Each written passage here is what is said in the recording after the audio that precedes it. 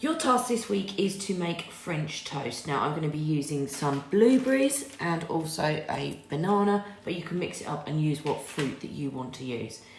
The purpose of this is obviously using the eggs, so you're learning about coagulation and temperature setting of eggs. So firstly, I'm going to peel my banana and then mash it into a bowl. I'm using a ramekin, but a bowl or a plate would suffice for that too. So the banana I'm just going to break up into my ramekin. Now I was looking for a really ripe banana because a ripe banana would be easier to mash, and this one's still a little bit green, but we're going to have a go with it anyway. Okay, so just pressure the end of the fork onto the banana and it should just crush beneath your fork. Okay, if it's easy, you just crush it against the side of the bowl if your banana's a little bit green like mine was. Okay, so that's banana all mashed up. Now to that, I'm going to add in a handful of blueberries and crush them as well. So again, push them to the side of the bowl, plate, whatever it is you're mashing on, and check that they've mashed, they've exploded and the juice is now in with the banana. Right, so let's put that to one side. Now, on a plate here, I have got some sugar. I'm going to crack my egg onto it, and then let's put the eggshell out of the way, and then just using my fork, I'm just going to beat the egg lightly. You don't want to go crazy because you shoot off the other side of the plate, which we don't want, because then we'll end up losing the egg. So make sure the sugar and the egg is all nicely mixed up. Now this is optional. You don't have to add cinnamon if you don't want to.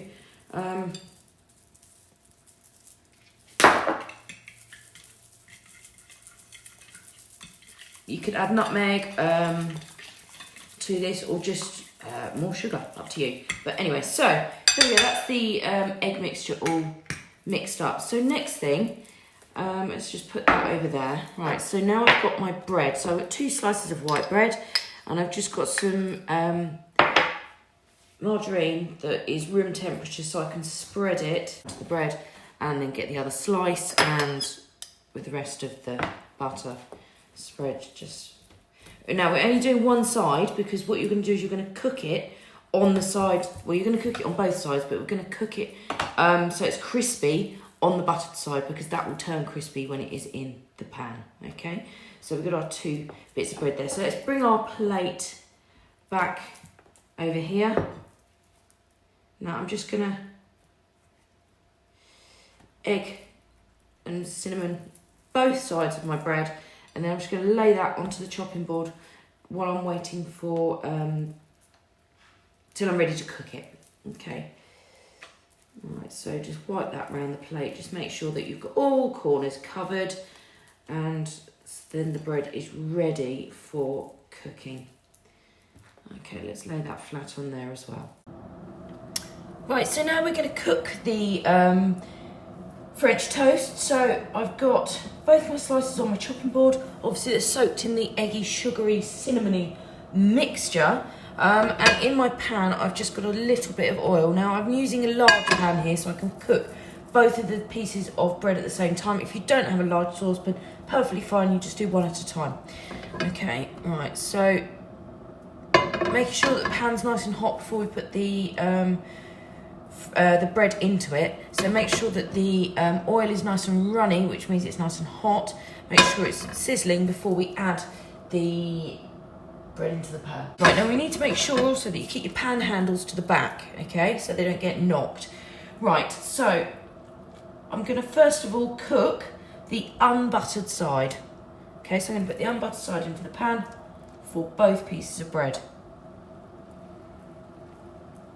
Okay, so starting to sizzle. Right, now, as you just touched raw egg, you must wash your hands. Okay, so sizzling away nicely. In the meantime, get a fish slice. So this is a fish slice which will help you to turn the bread in the pan. Now, you need to make sure that it's sizzling quite a lot, because then we know that it's cooking on this side. Because if you just keep flipping it from side to side, it's not going to get a nice crispy exterior. Right, so that's been about 3 minutes. So now I'm going to flip the toast. So hopefully you'll be able to see what we're looking at now. Unfortunately, that's joined, so let's just separate that. Right, okay, can you see? Okay, so nice, crispy, golden looking toasted side. Now, the last side is the buttered side, so I want that to properly crisp up, and then I'll show you how we are going to assemble your French toast together. So it's probably about 3 minutes, 2 to 3 minutes on each side, and then we will be assembling our French toast. Right, so now I've flipped the French toast. So this is the buttered side there, okay? So both crispy.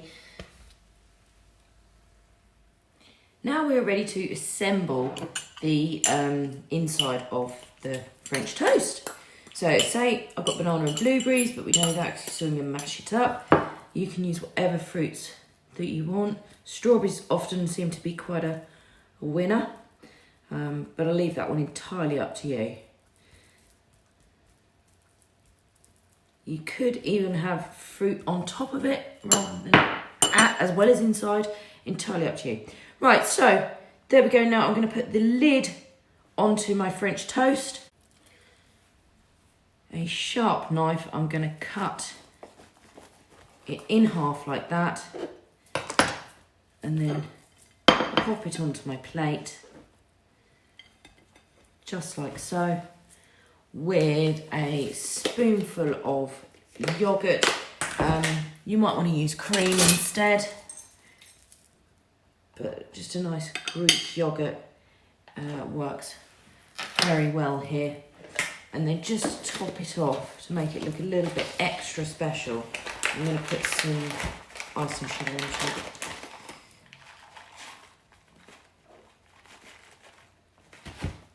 Okay, so a little dusting of icing sugar all over the toast and the plate.